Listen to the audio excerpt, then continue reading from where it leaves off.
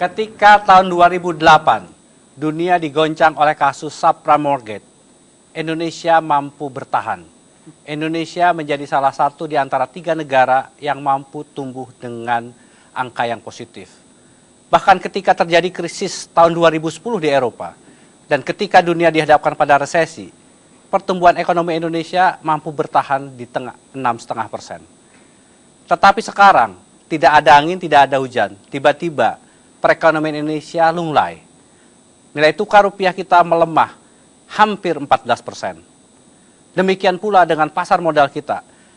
Dalam seminggu terakhir, turun dengan 10%. Ada apa dengan perekonomian Indonesia?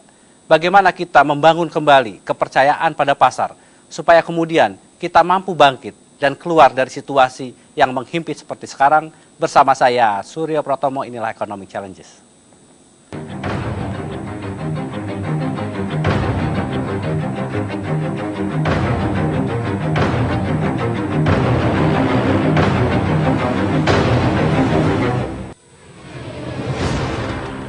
Dalam hal investasi, tidak dapat dipungkiri bahwa negara berkembang seperti Indonesia akan kalah bersaing dengan negara maju. Terbukti ketika Amerika mulai pulih dari krisis, arus modal kembali ke tempat yang dinilai lebih aman hingga menimbulkan gejolak di sejumlah negara berkembang termasuk Indonesia. Jika Bung Karno pernah menggelorakan istilah berdikari atau berdiri di atas kaki sendiri, untuk saat ini semangat tersebut cukup relevan. Pasalnya, di tengah ketidakpastian ekonomi dunia, pertumbuhan ekonomi Indonesia terlalu bergantung kepada asing, baik sisi permodalan maupun besaran impor.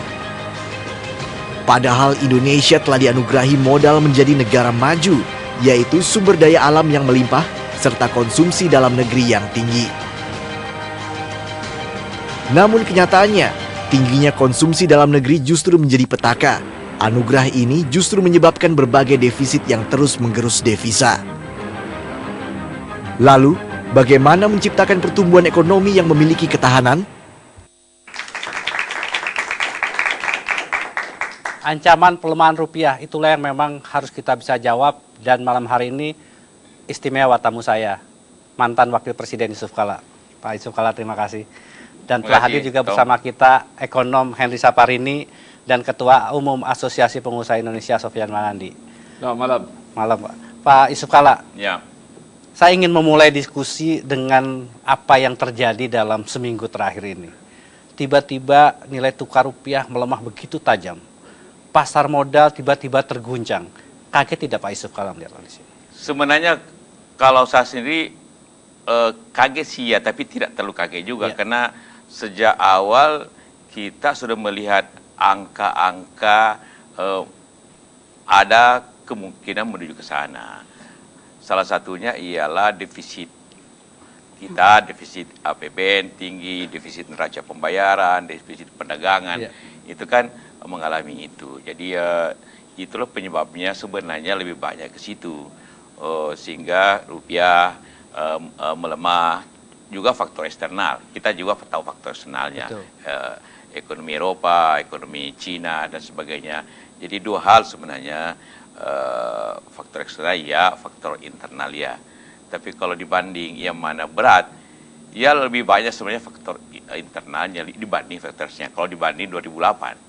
Kalau 2008 itu lebih banyak faktor eksternalnya, kalau kita bandingkan ke situ. Kenapa ini sebenarnya bukan tiba-tiba, keluarnya iya tiba-tiba, bahwa tapi sebenarnya tentu ada faktor penyebabnya kan yang kita tahu semuanya. Pak, kalau kemudian kita melihat sekarang ini orang mengkait-kaitkan dengan 2008, apa sih sebetulnya pelajaran terpenting 2008 yang seharusnya menjadi perhatian kita sekarang ini? Pelajaran 2008 ada sama-sama ada persamaan dan perbedaan. 2008 juga faktor eksternal. Kemudian juga faktor internalnya juga, tapi lebih banyak faktor eksternalnya. Yang kita tahu semua karena di Amerika krisisnya, kemudian ke Cina, kemudian 2 tahun kemudian masuk sama kita. Suatu krisis kelihatannya itu dari luar itu, 2 tahun kemudian baru sampai ke sini. Jadi krisis suatu negara Amerika, 1 tahun kemudian kena Cina, 1 tahun kemudian kena kita. Lihat aja selalu itu, hampir seluruh 2 tahun cycle-nya itu. Nah, kalau kita lihat faktor itu kan krisis 2008 kenanya kita 2009 sebenarnya.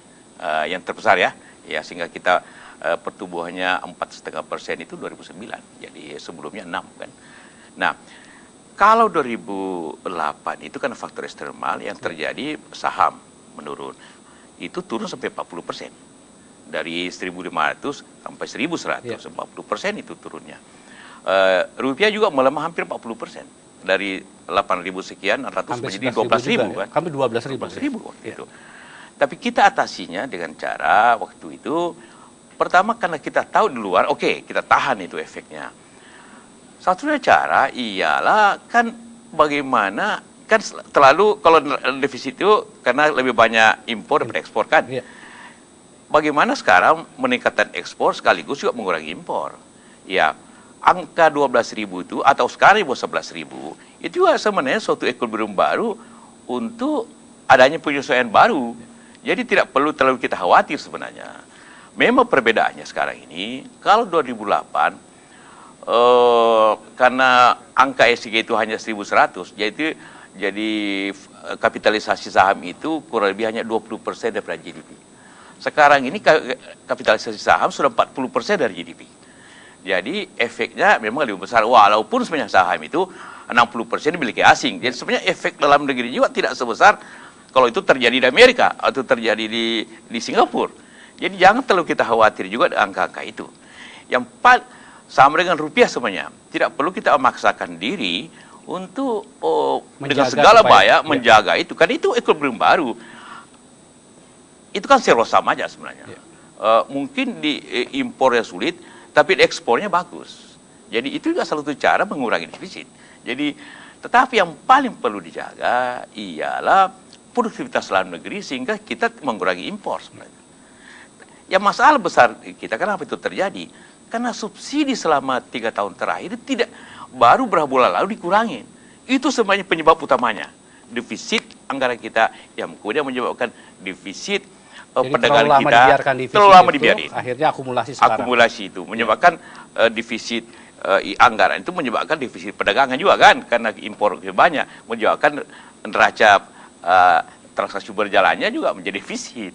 Kan itu satu rangkaian saja. Baik. Mbak Henry, kalau Mbak Henry sendiri melihat apakah faktor yang disampaikan Pak Yusuf Kalla mengenai tren yang sudah terjadi itu terlambat diantisipasi oleh pemerintah?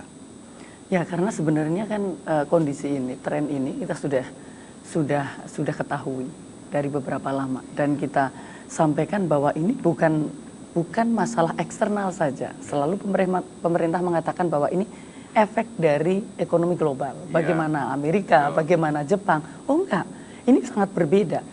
Kalau kita bandingkan dengan 98, kita bandingkan dengan 2008, struktur ekonomi Indonesia ini sudah sangat berbeda. Ya.